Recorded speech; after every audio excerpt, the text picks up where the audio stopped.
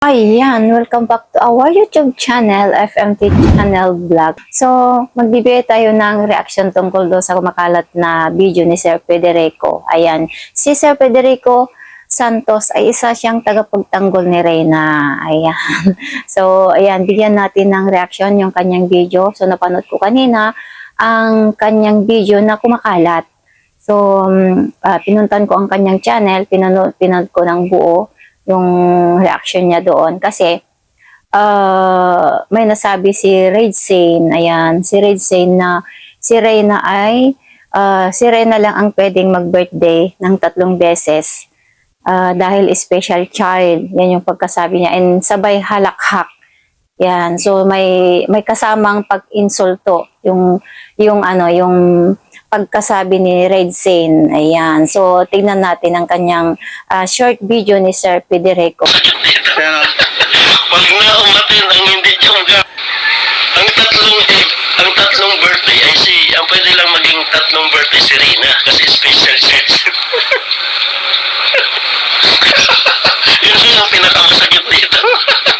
Pag na umatin ang hindi tiyongga, ang tatlong birthday ay ang pwede lang maging 3 birthday si Rina kasi special church. Yun siya ang pinakamasakit dito. Pag na umatin. Kaka-lechi-lechi ka ngayon sa akin, lechi ka. Laki ng katawan mo, laking tao mo.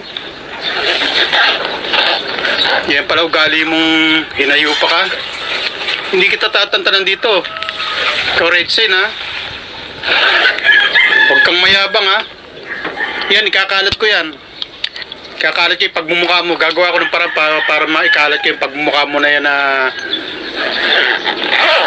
ang insulto ko na isang batang may kapansanan. Minor pa. Tapos ka sa akin ngayon. So, yun guys, alam nyo guys, hindi maganda kasi yung pagkasabi ni Red Sane. I don't know kung si Red Sane ay isa siyang official actor ng Kalingap. Hindi ko kasi masyadong pinapanood yan kay si Red Sane. Pero naririnig ko na yan siya. So, I think kasama din sa Kalingap yan. So, yung pagkasabi niya kasi, si Reyna lang ang pwedeng mag-birthday ng 3 beses dahil isa siyang special child. And then, sabay halakhak. Kaya may kasama talaga na pang-iinsulto sa bata. Diba? Pang-insulto kay Reyna yon.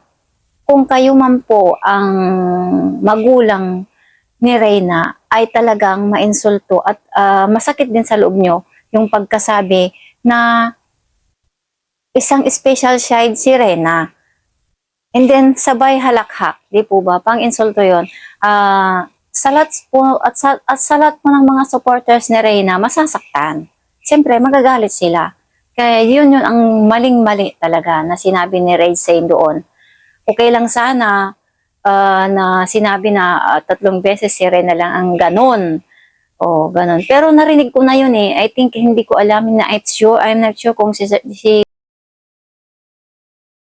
meron kasi ako nakita na yan, pero hindi ko kasi hindi ko siya masyadong yung video na hindi ko mahanapan kung saan ko saan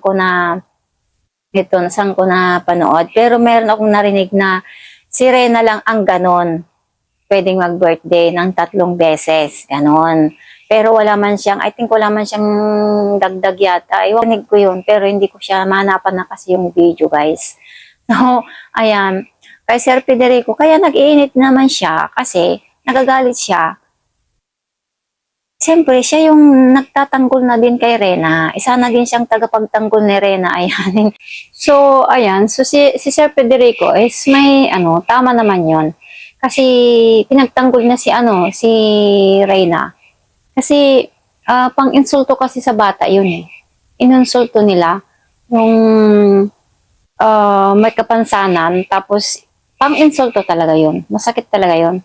At hindi mo masasabi na hindi siya magre-react sa bagay na yun na sinabi ni Red Sane. Kasi pang-insulto doon sa bata, doon kay Reyna.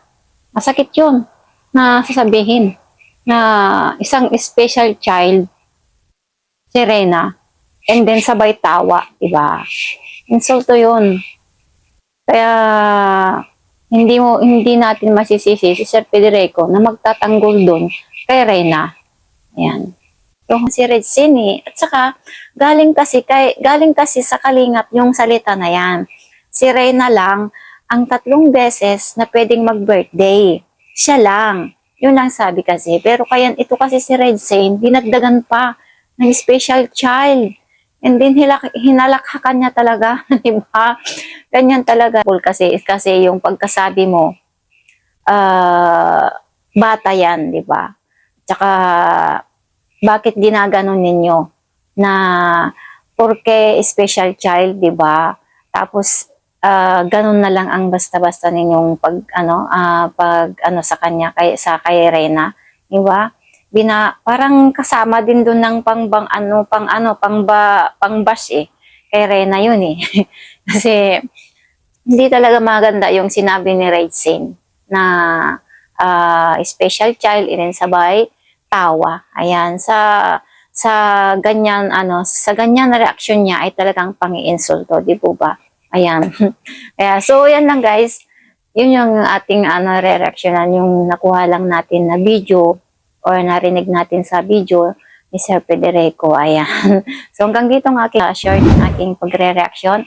Ayan, thank you so much sa inyong lahat, sa mga Reyna's communities. Ayan, go lang, laban lang, ipaglaban lang ng ating prinsesa si Reyna. Ayan. So nakita naman natin yung mga video na yung live nila sila Ma'am Rowena Name at saka si Ma'am Nyeng, yan si Reyna's community.